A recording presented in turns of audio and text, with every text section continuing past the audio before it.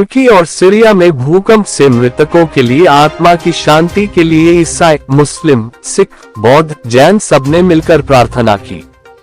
Kanpur all India minorities board की एक आपात बैठक पादरी डोयमंड यूसुफ अध्यक्ष कार्यालय काकादेव में हुई, जिसमें अल्पसंख्यक समुदाय के सभी वर्ग के लोग उपस्थित रहे और बोर्ड अल्पसंख्यक समाज को किस तरह आगे बढ़ाए इस पर विचार विमर्श किया गया। मानवीय आधार पर तुर्की और सीरिया में भूकंप आया।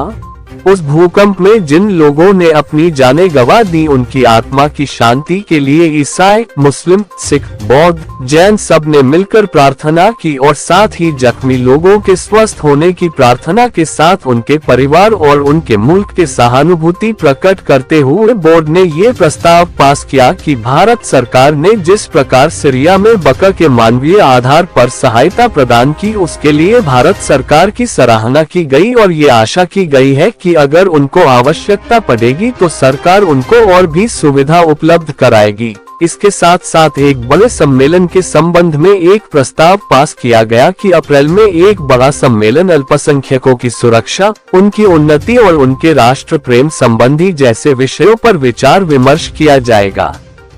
मौजूद लोगों में डायमंड यूसुफ, मो हाजी सलीस, सरदार मोहकम सिंह, सरदार कंवलजीत सिंह, तारा चंद्र, हाजी दिलशाद कुरैशी, मोनिका विलियम, सरदार सुरजीत सिंह ओब्रॉय, राहुल जेम्स, सुमित मैसी, पा विनय दिल्ली, आशीष मॉर्गन, जय किशन, संदीप, अजय आदि लोग शामिल रहे।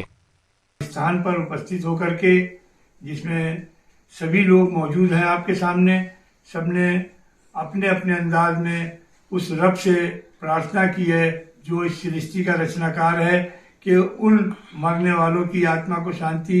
और जख्मियों को सेहत और परेशान हाल लोगों की परेशानियों को दूर करते हुए इन सबको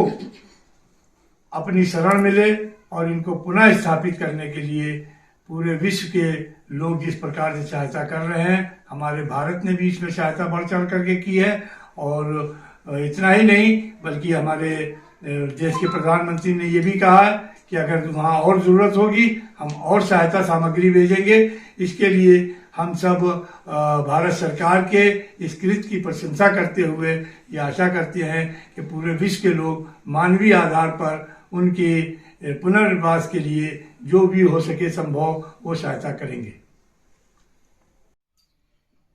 तेरे जरिए ही जो कुछ भी होता है दुनिया में, और तू जानता है कि क्या बेहतरी है इंसानों के लिए। अगर ज़मीन हिली और मकान गिरे और उसमें तेरे बंदे शहीद हुए, उनकी आत्मा की शांति, उनकी मग़फ़िरत, ज़ख्मियों के स्वास्थ्य और बेघरों के घर का इंतज़ाम तू ही बेहतर करने वाला, अपनी करीमी और रहीमी के ज़रिए इस मुश्किल की घड़ी में उन सबको इसका मुकाबला कर। साथ ही दुनिया के अंदर हम तुझसे ये भी दुआ करते हैं कि यूक्रेन और रूस की इस तबाहकुन जंग को रोक और इंसानी जानों को तहफ़्फ़ुज़ फराहम कर, ताकि दुनिया का तुझसे ही